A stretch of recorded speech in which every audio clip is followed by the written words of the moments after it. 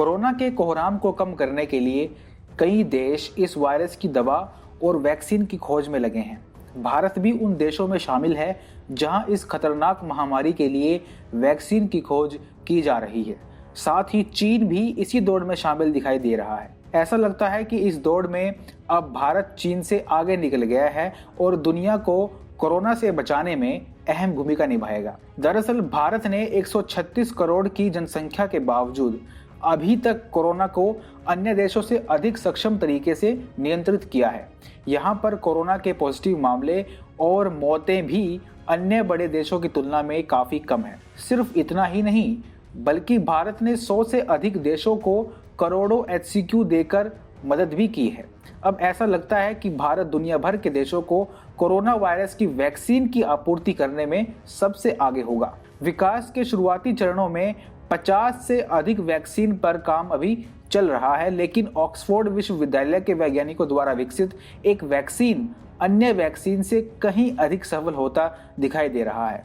Oxford विश्वविद्यालय ने इस वैक्सीन के बड़े स्तर पर उत्पादन के लिए भारत के सीरम इंस्टीट्यूट ऑफ इंडिया को चुना है। बता दें कि यह इंस्टीट्यूट दुनिया का सबसे बड़ा वैक्सीन मैन्युफैक्चरर है और अब यह वैक्सीन सफल हो जाती है तो पूरी दुनिया से कोरोना को समाप्त करने में इस इंस्टीट्यूट और भारतवर्ष का नाम सबसे आगे होगा। बता दें कि इस वैक्सीन को इबोला के मरीजों के लिए वैक्सीन बनाने के क्रम में बनाया गया था, लेकिन इबोला पर यह फेल हो गई थी।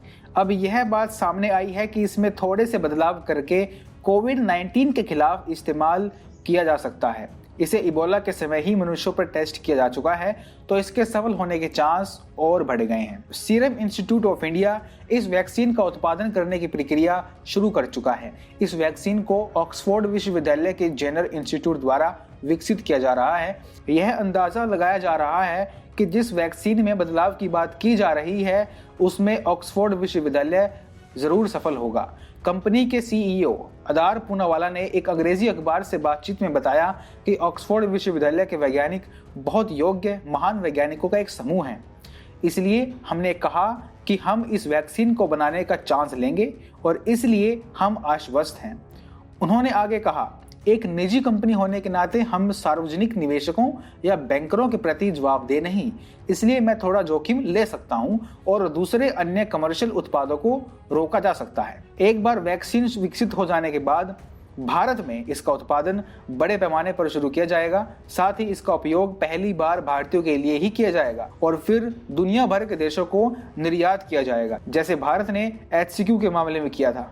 पूनावाला ने आगे कहा, कम से कम शुरुआत में इस वैक्सीन के विदेश जाने से पहले हमारे देशवासियों के लिए इस्तेमाल किया जाएगा।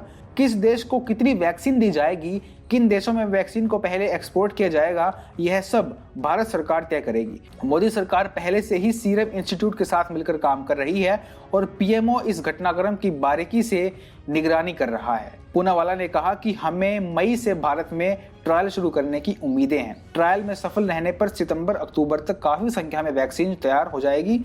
हम भारत में 1000 रुपए की अफोर्डेबल कीमत पर इस वैक्सीन को तैयार करने की दिशा में काम कर रहे हैं। वहीं अगर चीन की बात करें तो चीन ने कोरोना वायरस के 3 वैक्सीन के क्लिनिकल परीक्षण को मंजूरी दी है, जिनमें एक को चीन की सेना पीपल्स लिबरेशन आर्मी यानी PLA ने विकसित किया है। सरकारी शिन्हुआ समाचार एजेंसी की खबर के अनुसार Wuhan Institute of Biological Production ने China National Pharmaceutical Group Sinopharm के तहत विकसित अपने टीके का और वुहान इंस्टीट्यूट ऑफ वायरोलॉजी यानी WIV ने अपने वैक्सीन का क्लिनिकल परीक्षण शुरू कर दिया है। चीन की एक दवा कंपनी ने दावा किया है कि नोवेल कोरोना वायरस के टीके का बंदरों पर परीक्षण सफल रहा है। चीनी कंपनी सिनोवैक बायोटेक ने इस टीके का परीक्षण 8 रीसस मकाऊ बंदरों पर किया। उसने कहा कि परीक्षण के दौरान टीके ने बंदरों को संक्रमण से संरक्षित किया। पर अगर इन दोनों देशों को देखें तो स्पष्ट रूप से भारत आगे दिखाई दे रहा है, क्योंकि भारत ने ऑक्सफोर्ड विश्वविद्यालय के वैक्सीन का उत्पादन भी दुनिया के सबसे बड़े वैक्सीन मैन्युफैक्चरर की सहायता से शुरू भी कर दिया है। इसलिए कोई फर्क नहीं पड़ता है कि पश्चिमी दुनिया या भारत में कौन सा देश पहले वैक्सीन को सफलतापूर्वक विकसित करता है। भारत का सीरम ही वैक्सीन के बड़े पैमाने पर उत्पादन में सबसे आगे होगा और यह भारत को वैश्विक ऊंचाई देगा। कम्युनिस्ट देश चीन ने भी युद्ध स्तर पर वैक्सीन बनाने की तैयारी शुरू कर दी है।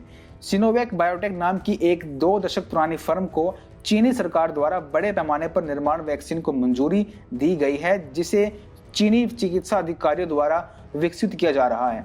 कोरोना महामारी के इस भयानक दौर में सीरम इंस्टीट्यूट ने उम्मीद की रोशनी जलाई है। अब देखना है कि आगे क्या होता है।